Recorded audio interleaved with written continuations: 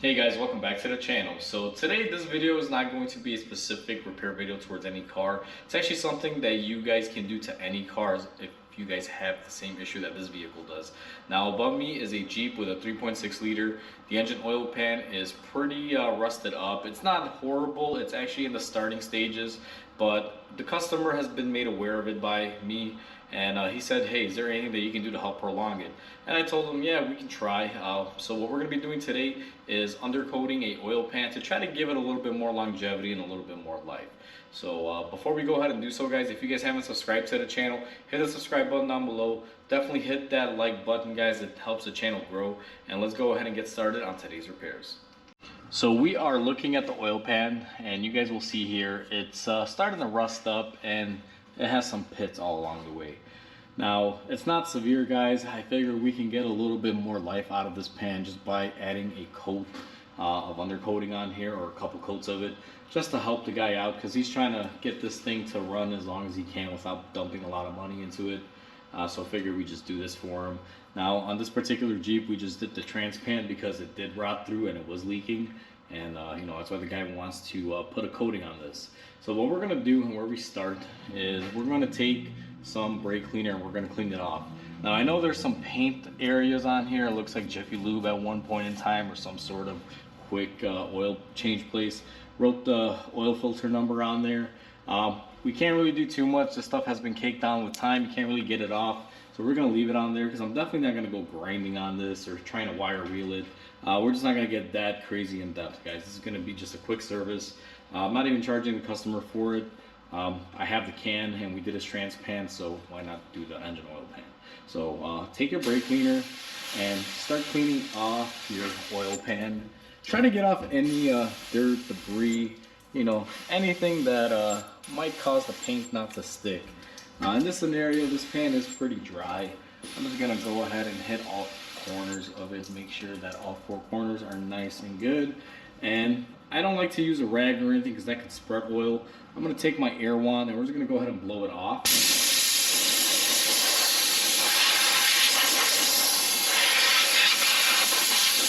Now you guys can see that pretty much took care of all the brake cleaner and just kind of flashes away. And that's what brake cleaner does. It cleans up. It's an acetone base, I believe, if I'm not mistaken.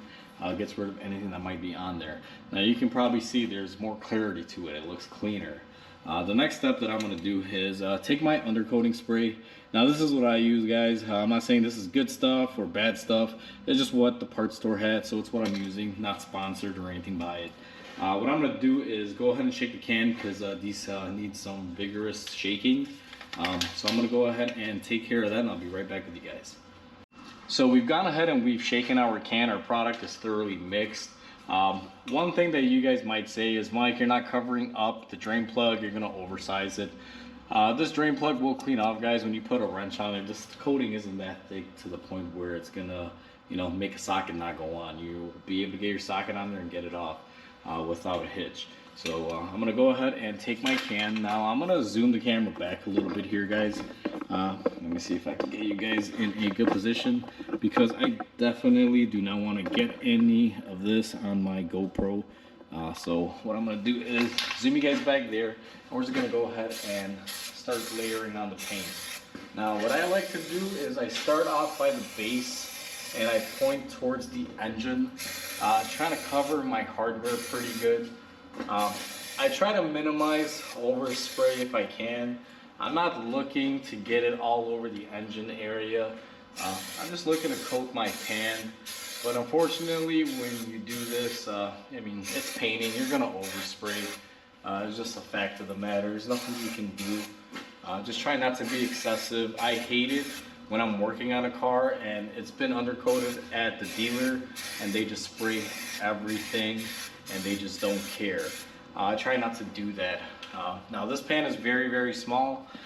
It's pretty much coated up right there. This is going to be my first coat, my main coat.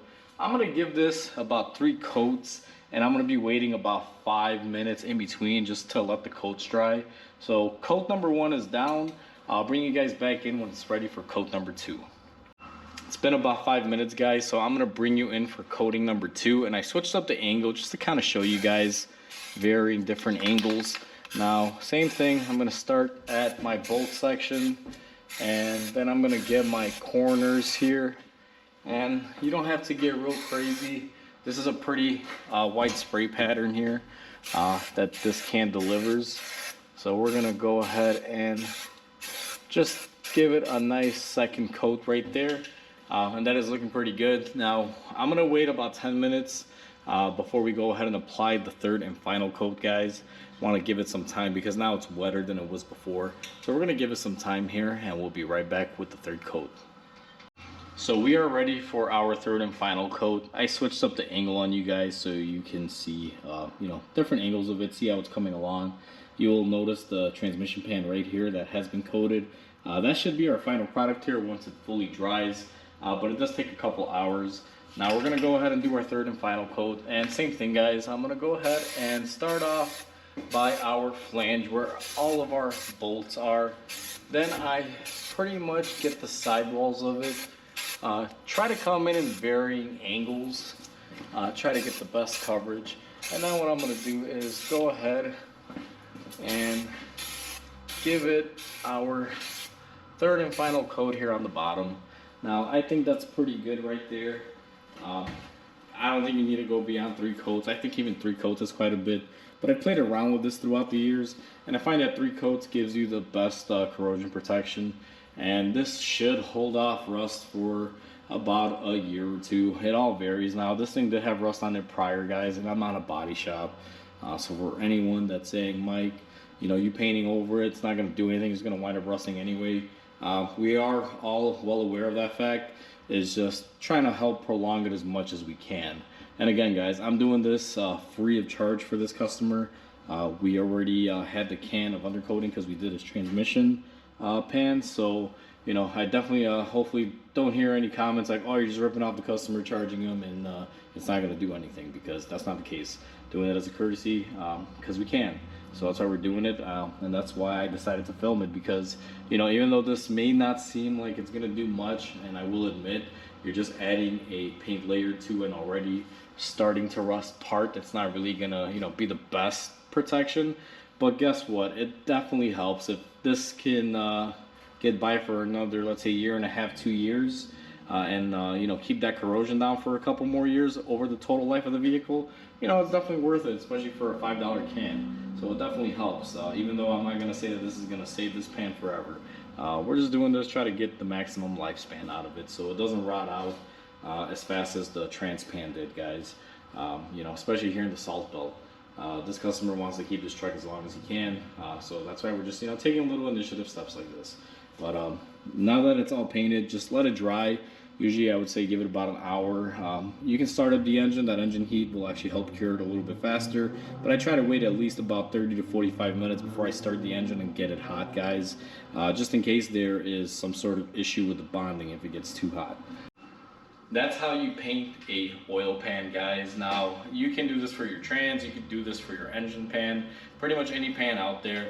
And like I said, it's not gonna help it not rust, it'll just help slow it down and keep it on the road a little bit longer. So if this pan was supposed to go bad in, let's say, a year, we could probably get 2 to 3 years out of it now. And that's the goal we're going for on here. So, you know, that's why we're doing what we're doing. But it's quick, it's simple, it's easy. As long as you clean it off and you get a good couple layers on there and give it good flash time in between coats, it does stick on there and it does a really good job. So hopefully you guys enjoyed this video. Hopefully this video helps you guys out. Please comment, like, and subscribe. Definitely helps the channel grow. With that said, I hope you guys have a wonderful day, and I'll catch you guys on the next video.